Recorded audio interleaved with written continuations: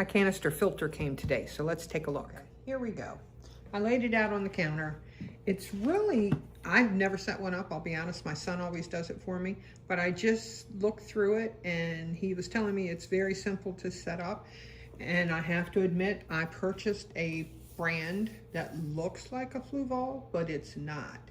And the tank is nowhere near what my other tanks look like as far as being cleaned and the water being filtered.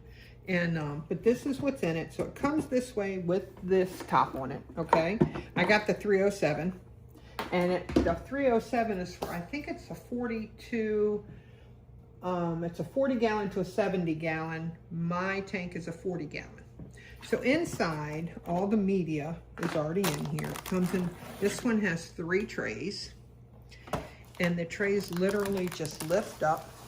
And you take these out and you rinse these off. Make sure you rinse them off. And then there's those. So it's 3 levels of filtration in this. Let me put this back in. I'm trying to reach around the camera. Here we go. And then these literally slide on each other, back together.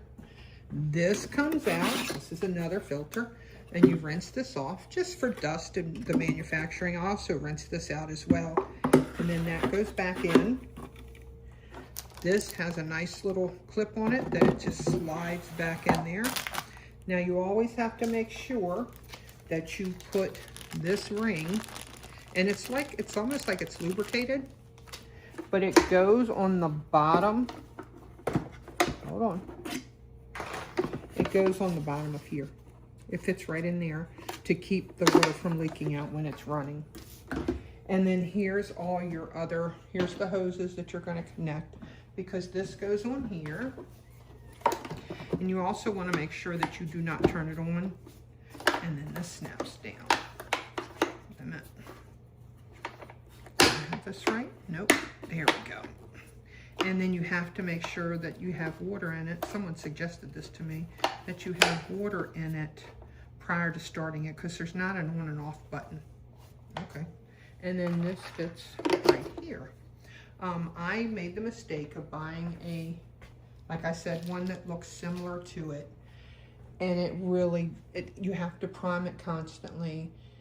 I thought it was a better price. Well, it was a better price, but as far as quality, it's nowhere near what a Fluval has. My son has a 55 gallon, and he has one, and he like primes it every blue moon. Very rarely does he ever have to prime it, and then he cleans it. And then to clean it, he does about once every other month. He'll take and go through and clean it and rinse out the all the media.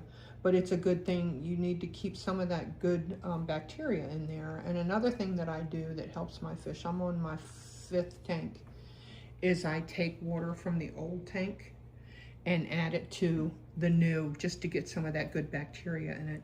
But I would not save a couple dollars without Fluval. This is a good one. This is 307.